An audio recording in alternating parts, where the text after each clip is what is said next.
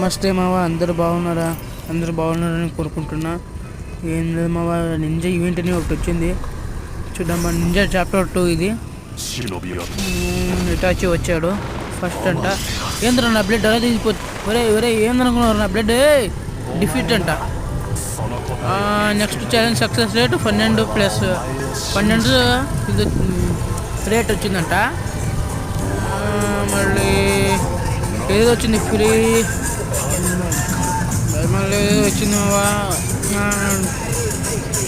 రావట్లేదు